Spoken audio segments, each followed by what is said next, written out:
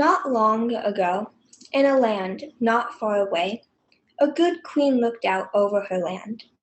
From high in the castle tower she could see everything: tall trees in a forest, beautiful gardens and farmlands, the crystal blue river, and all the people who lived and worked in the village below. One would think, with all the beautiful things in sight, the queen would be very happy, but she wasn't. Instead, the queen was quite sad. All she could see when she looked out her window was a terrible sadness.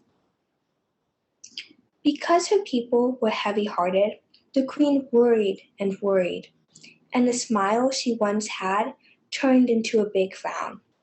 The queen knew if she didn't do something to stop the sadness, neither she nor her people might ever be happy again.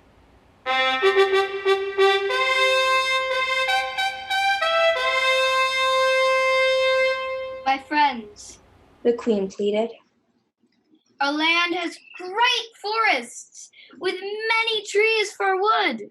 Yet I see people who have no houses. The Crystal River is full of fish. And there are farms as far as the eye can see. Yet I see many hungry people because I have no food. There are people from many nations with much to share. Yet I see selfishness and fear. And the saddest thing of all,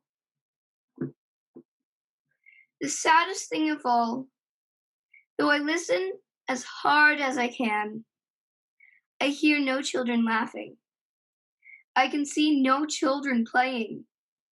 They stay in their homes, afraid to come outside. My friends, I need your help.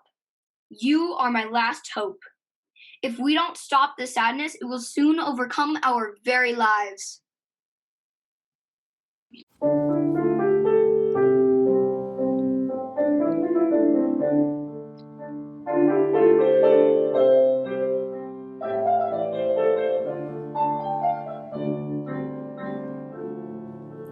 All of my people, all through the land, shadowed in sadness, no peace at hand. Yet the land is abundant, plenty for all.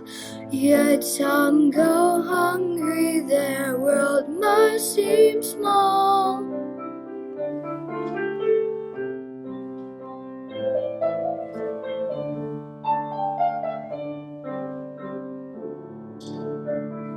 All of our faces, each our own name, living our own lives, no one to blame. Yet with all the sadness and fear about, is there someone who can help us? I shout. With all the sadness and fear about, please help me find a way out. Oh, please help me find a way out.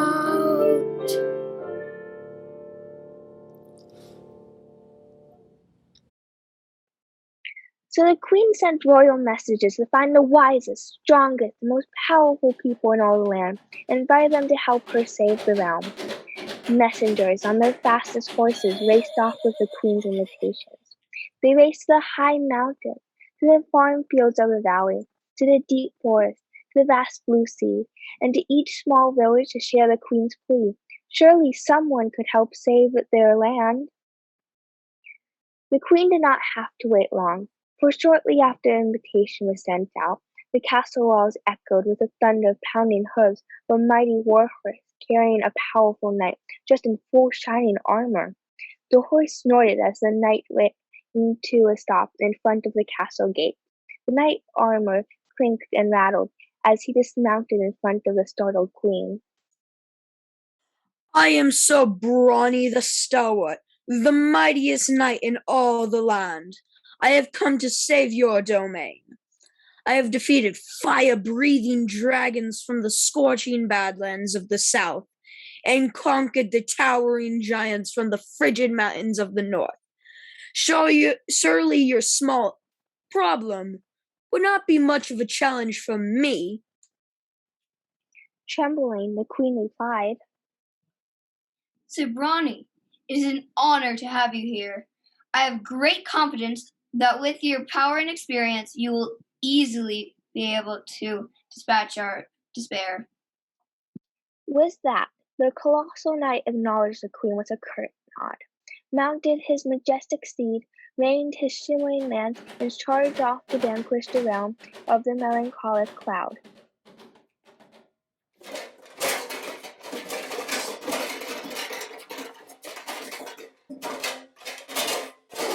But, despite all of strength and power, the mightiest knight in all the land could not defeat the sadness. The queen's frown dipped even further down her face. If the powerful knight could not succeed, who could? What was she going to do?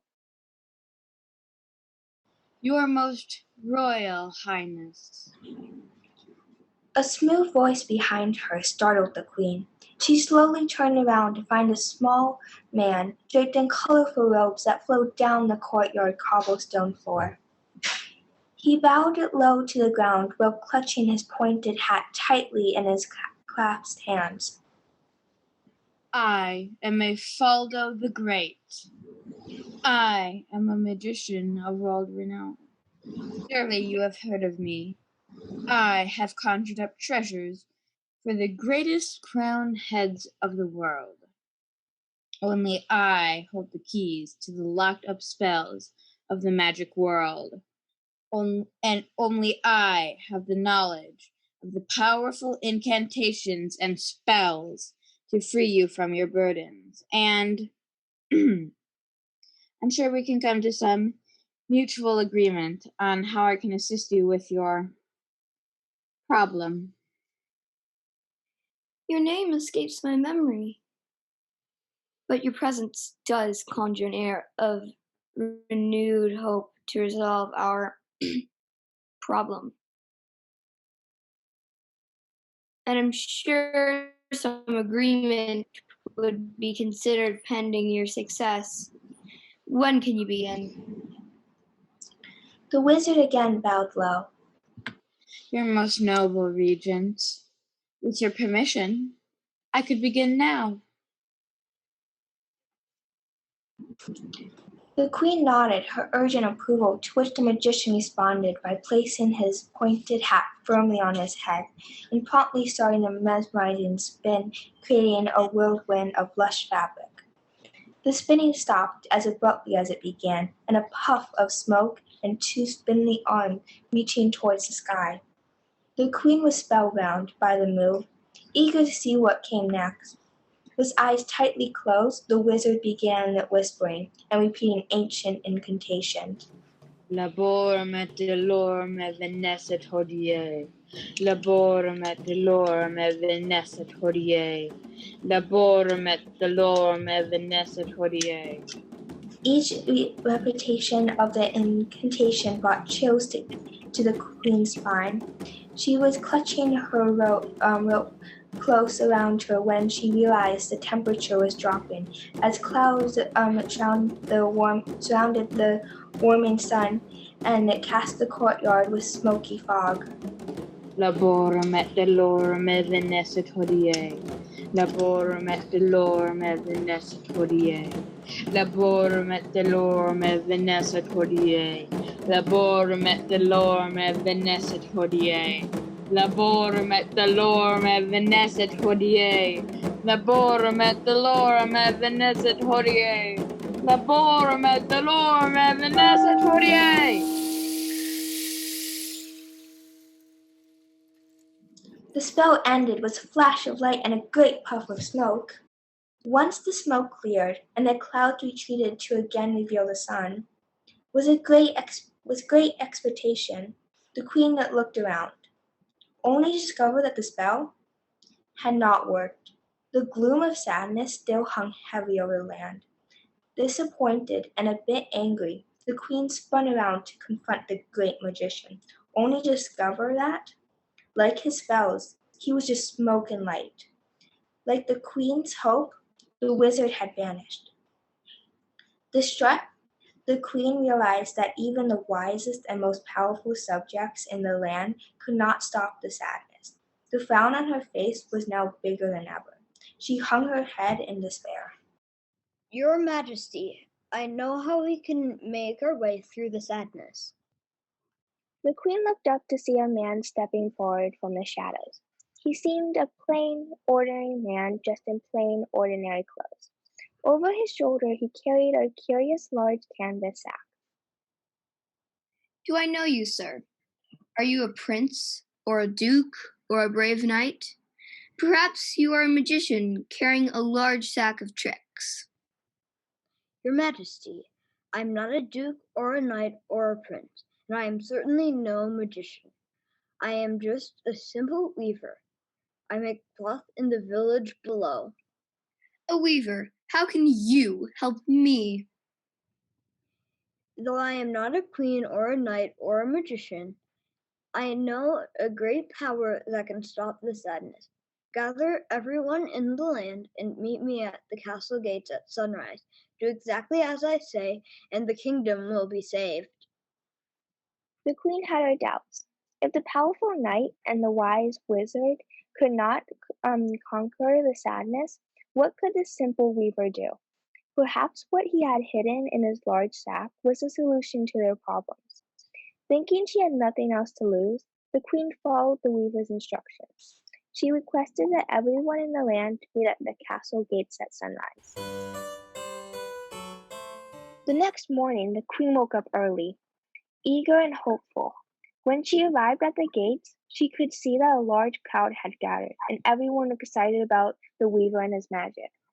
The weaver was there, waiting with his mysterious large sack. When the queen arrived, the weaver reached into his large sack and gently pulled out a bright red ribbon. It was the most beautiful ribbon anyone had ever seen, and it looked as if it could stretch for miles and miles and miles. The weaver then held the ribbon high over his head. For the magic to work, you must do exactly as I say. This ribbon must be taken through the village and across the fields. You must take it through the land, from the giant mountains to the great blue sea. Now listen very closely, for this is the most important part. The ribbon must never touch the ground. If it touches the ground, the magic will be broken and the sadness will return. Then the weaver took the end of the beautiful red ribbon and carefully placed it in the hands of a small boy. He told the boy to take the ribbon and lead the way throughout the kingdom. The eager young lad, excited about his important role, began his journey taking proud strides down the road, the red ribbon in tow. Stop! A little girl in the crowd shouted at the boy. The crowd gasped as the boy froze. Looking over his shoulder, the boy could see that if he took one more step, the long ribbon would touch the ground. The crowd was silent. The girl jumped forward, reaching out her little hands and lifting the saggy red ribbon high above her head. Without a word, she and the young boy turned and carried the red ribbon forward. Now everyone understood. One by one, the people stepped forward to take their share of the ribbon.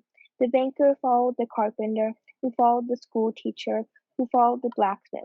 On and on they stepped forward to carry the bright red ribbon throughout the land.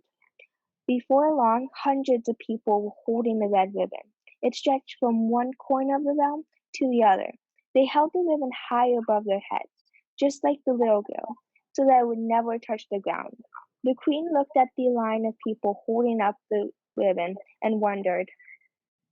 So, when does the magic begin? It already has. The weaver invited the queen to walk with him along the ribbon. Before long, they came to a little girl shivering in a thin and tattered dress. Next to her was a man in nice new clothes, who could not help but ask, Where is your coat, young lady? It is much too cold to be without a coat. I have no coat, sir. No coat? Everyone should have a coat, and that includes you. You see, I am a tailor, I make clothes, and I especially love making coats. Why, I have dozens of coats in my shop, and I'm quite sure I have one just right for you. It would make me very happy to give you a coat and keep you warm. We will head to my shop as soon as we are finished here. The queen overheard and whispered to the weaver, The magic is working. Please show me more. Next, they came to a very thin old man. Beside him was a round lady wearing a white apron and a floppy white hat. What is that growling? Excuse me, ma'am. That is my stomach. I hope it didn't frighten you. I haven't eaten in 2 days. Heavens! No food for 2 whole days? That will never do. Allow me to introduce myself. I am the village baker. If you come to my shop today, I will fill your belly with warm bread and the finest cakes and pies in the land. Thank you, kind lady, but I have no money. My friend, I have an idea. I need someone to deliver my cakes and pies to the townspeople. If you help me, I'll pay a fair wage. That way you can buy food to fill your tummy. I'll do it. The weaver and the queen made their way throughout the entire realm. By now there was much celebration, people cheering, church bells rang, horns blew, and at long last the queen could feel the laughter of children. The sadness was gone, the red ribbon worked, the people were saved. My dear weaver, your red ribbon is more powerful and amazing than even you imagined. What is the magic? Where does it come from? The weaver simply held out his hands and pointed towards the people. The magic is not in the ribbon. The true magic is in the hands and hearts of those who embrace it. The ribbon merely helps your people realize that they are a community that needs each other, that each one of us, in small ways and big, can make a difference. Throughout the land, from the castle to the valley, from the towering mountains to the big blue sea, one person turned to another, and another to another. With smiles on their faces and loud voices, they sang and danced, knowing that their home was saved, and that, as long as their hearts and hands were joined together, they could conquer all sadness and live peacefully ever after. His task being accomplished, the weaver set off to gather the beautiful, long, red ribbon that changed the community. He wove his way through the dancing and singing and laughter, gently folding the ribbon together as he returned it to his large canvas bag. And the queen? The queen watched the dancing, and she listened to the singing, and she cherished the laughter, the beautiful laughter, and she smiled. The beginning!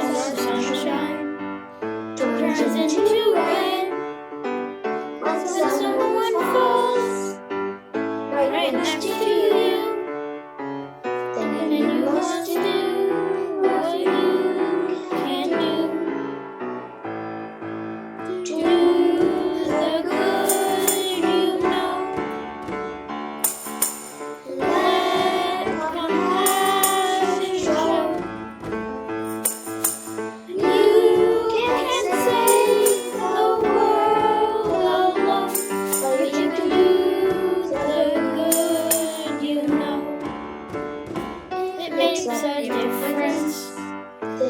much we know.